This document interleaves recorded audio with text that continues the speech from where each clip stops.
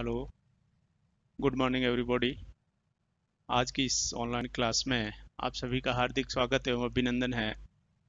जैसा कि आपको विदित है, हम आज बीए द्वितीय वर्ष के इतिहास प्रश्न पत्र के द्वितीय प्रश्न पत्र के टॉपिक पर अध्ययन कर रहे हैं। कल हमने कुतुबुद्दीन ऐबक के बारे में बातचीत की थी। कुतुबुद्दीन ऐबक के बाद में कुछ समय के लिए उनका उत्तराधिकारी आराम शाह बने थे लाहौर में, और दिल्ली में कुछ उनके अनुयायियों ने विद्रोह कर दिया था और यहाँ पर इल्तुतमिश को सम्राट घोषित, सुल्तान घोषित कर दिया था। आज हम बात करते हैं इल्तुतमिश के बारे में। इल्तुतमिश थे वो मूलतः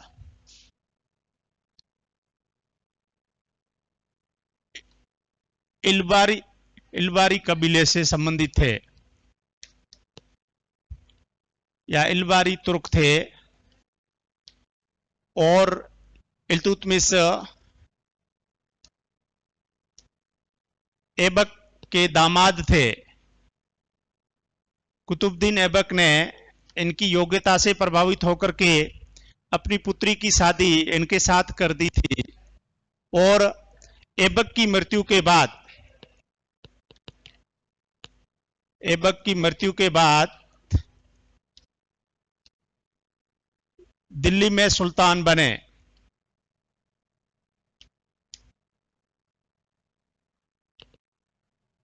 और उसके बाद में उस समय जो लाहौर में ऐबक का उत्तराधिकारी शासन कर रहा था आराम शाह, इन्होंने आराम शाह पर आक्रमण किया और आराम शाह को पराजित कर दिया और राजधानी लाहौर से दिल्ली स्थानांतरित की।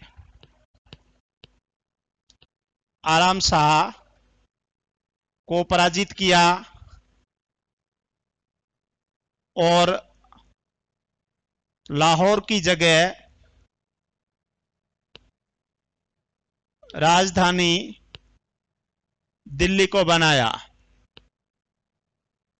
इसके साथ साथ में जो एक प्रमुख तथ्य होता है, जो शासक होता है वो दास नहीं होना चाहिए।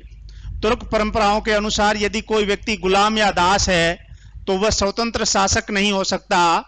इस कारण 1205-6 ईस्वी में मोहम्मद गोरी का खोखरों के विरुद्ध अभियान हुआ था। खोखरों के विरुद्ध अभियान, उस अभियान में इल्तुतमिश ने अदम्य साहस, बहादुरी और वीरता का प्रदर्शन किया था। तब मोहम्मद गोरी ने ऐबक को आदेश दिया था कि इल्तुतमिश को दास्ता से मुक्त कर दे। तो 1205-6 में खोखरों के विरुद्ध अभियान में इल्तुतमिश ने बहुत ही वीरता, बहादुरी और पराक्रम का प्रदर्शन किया था। इससे मोहम्मद गोरी बहुत खुश हुआ और उसने अपने सूबेदार ऐबक को आदेश दिया था कि वो इल्तुतमिश को दासत्व से मुक्त कर दे। जैसे ही वो इस कारण शासक बनने से पहले ही वो दासत्व से मुक्त था। अब हम बात करते हैं इल्तुतमिश की प्रारंभिक कठिनाइयां।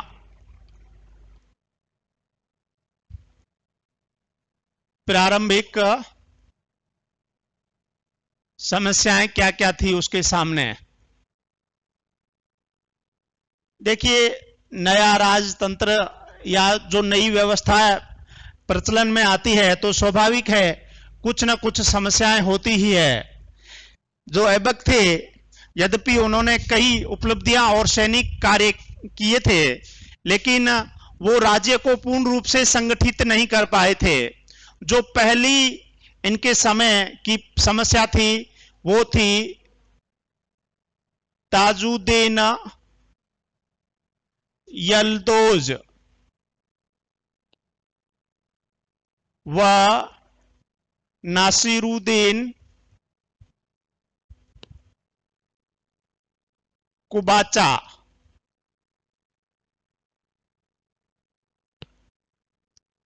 का दमन।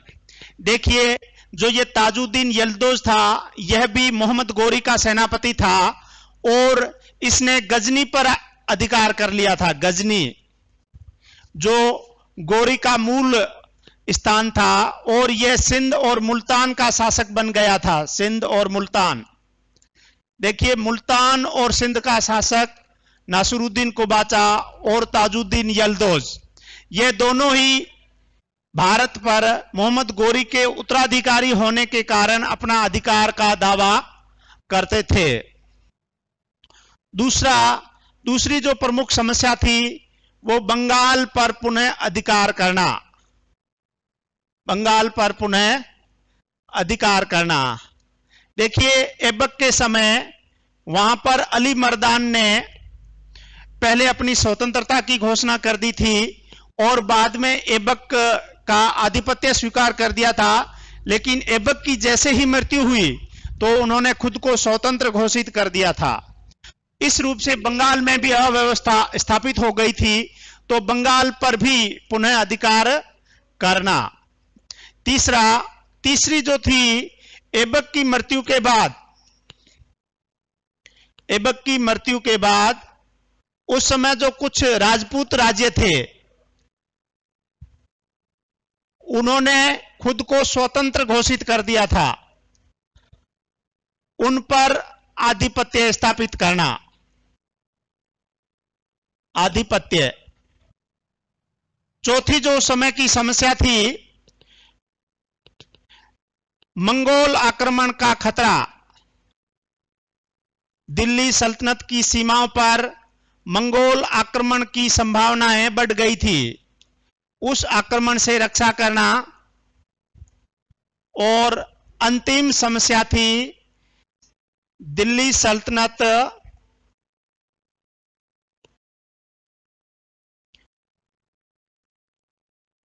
के लिए एक सुदृढ़ शासन व्यवस्था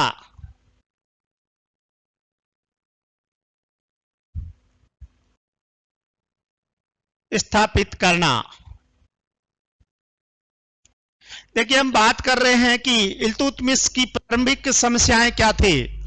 इल्तुतमिश की प्रारंभिक समस्याओं पर बात करते हैं तो पहली जो प्रमुख समस्या थी, मोहम्मद गोरी के 3 प्रमुख सूबेदार जो उत्तराधिकारी के रूप में सबसे दौड़ में आगे थे। पहले व्यक्ति का नाम था ताजुद्दीन यल्दौज, जिन्हें मोहम्मद गोरी के बाद में गजनी का शासक बनाया गया। दूसरा जो व्यक्ति था वह था नासिरुद्दीन कुबाचा, उसको सिंध और मुल्तान का राजा बनाया गया। और तीसरा जो व्यक्ति था वो था कुतुबुद्दीन ऐबक, जिसे दिल्ली और लाहौर के आसपास के क्षेत्रों का शासक बनाया गया। चूंकि ऐबक की मृत्यु हो गई थी और ऐबक के उत्तराधिकारी के रूप में इल्तुतमिश थे, तो इल्तुतमिश के सामने ताजुद्दीन यल्दौज और नासिरुद्दीन कुबाचा दोनों ही मानते थे कि जो शेष भारतीय क्षेत्र है उस पर उनका अधिकार है। दूसरी जो समस्या थी वो बंगाल पर अधिकार। ऐबक के समय बंगाल में अली मर्दान ने ऐबक की अधीनता स्वीकार कर दी थी, लेकिन ऐबक की मृत्यु के बाद अली मर्दान ने खुद को स्वतंत्र शासक घोषित कर दिया था। अतः इल्तुतमिश के लिए यह जरूरी था कि वो अली मर्दान या उसके उत्तराधिकारियों पर पुनः दिल्ली का प्रभाव स्थापित करे। तीसरी जो समस्या थी वो ऐबक की मृत्यु के बाद जब दिल्ली के आसपास के क्षेत्रों में अव्यवस्था उत्पन्न हुई, जिससे वहां के कुछ राजपूत राज्य थे जिन्होंने कुतुबुद्दीन ऐबक की अधीनता को स्वीकार कर लिया था, लेकिन ऐबक की मृत्यु के बाद जो अव्यवस्था उत्पन्न हुई उसमें उन्होंने अपनी स्वतंत्रता को पुनः स्थापित कर दिया था। इसलिए इल्तुतमिश के लिए यह जरूरी था कि वो उन राजपूत राज्यों पर सैनिक कार्रवाई करे और पुनः उन्हें भी जीते। और चौथी समस्या थी जो मंगोल आक्रमण। आगे हम मंगोल समस्या को विस्तार से पढ़ेंगे, लेकिन उस समय चंगेज खान के नेतृत्व में दिल्ली सल्तनत की सीमा पर मंगोल आक्रमण की संभावनाएं बढ़ गई थी और इल्तुतमिश के समय में मंगोल आक्रमण एक बहुत बड़ी समस्या थी। और पांचवी और अंतिम जो प्रमुख कठिनाई थी, यद्यपि ऐबक अपने शासन के काल में 4 साल या जो उसका शासन काल था उसमें उसने अच्छे कार्य किए थे, अच्छी उपलब्धियां प्राप्त कर ली थी, लेकिन वह दिल्ली सल्तनत को पूर्ण संगठित शासन और प्रशासनिक रूप से एक राज्य का स्वरूप देने में सफल नहीं रहा था। इसलिए कुतुब इल्तुतमिश के लिए यह जरूरी था कि दिल्ली सल्तनत को एक सुदृढ़ शासन व्यवस्था प्रदान की जाए। तो ये 5 प्रमुख समस्याएं थी जो इल्तुतमिश के सामने शासक बनते ही आ गई थी। अब हम बात करते हैं कि इल्तुतमिश की उपलब्धियां क्या थी, या ऐसे कौन से कार्य हैं जो हमें इल्तुतमिश को दिल्ली सल्तनत का संस्थापक या योग्य शासक सिद्ध करने के लिए जरूरी है।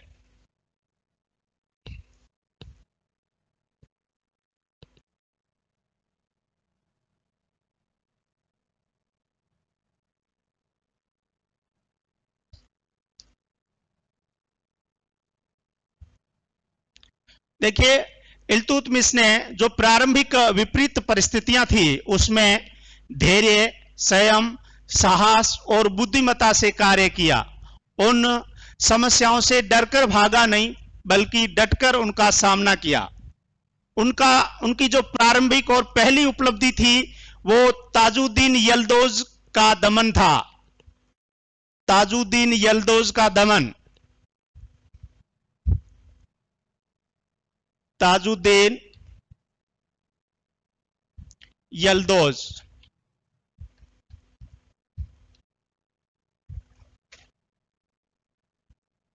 देखिए, ताजुद्दीन यल्दौज गजनी का शासक था। इस कारण वह वैधानिक रूप से मोहम्मद गोरी के संपूर्ण साम्राज्य पर अपने अधिकार का दावा करता था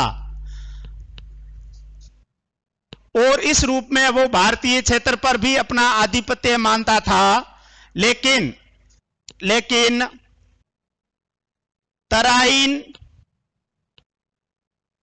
के तृतीय युद्ध सन 1215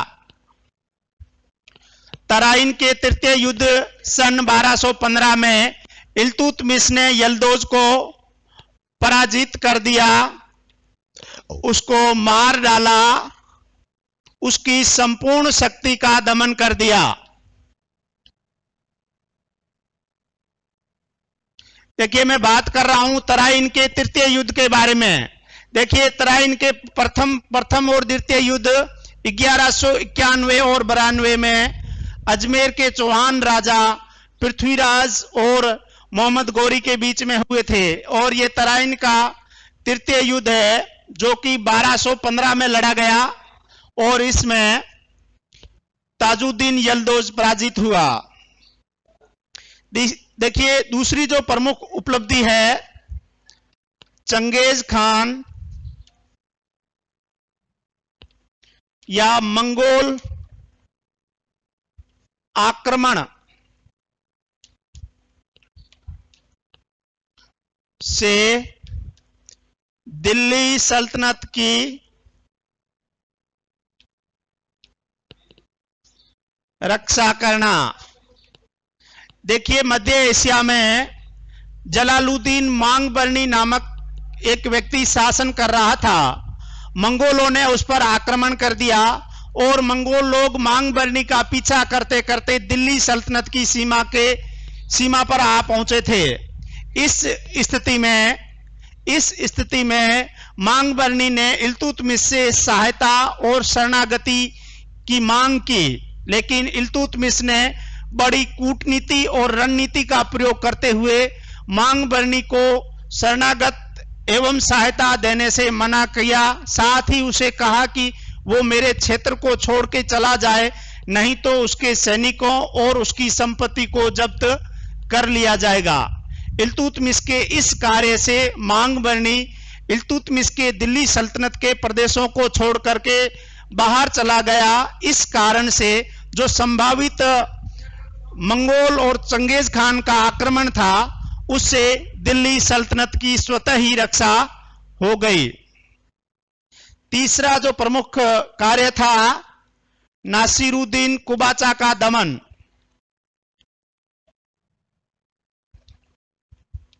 नासिरुद्दीन कुबाचा का दमन।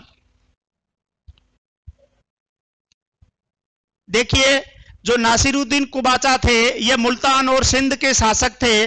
जब मांग बरनी सिंध में गया, मुल्तान पर गया, तो इन दोनों के बीच में संघर्ष चल ही रहा था। इस संघर्ष के काल में ही परिस्थितियों को अपने अनुकूल पाकर इल्तुतमिश ने मुल्तान और नासिरुद्दीन कुबाचा के क्षेत्रों पर आक्रमण कर दिया। असहाय और कमजोर कुबाचा के पास कोई सहारा न देकर कुबाचा ने सिंधु नदी में प्रवेश कर लिया। सिंधु नदी में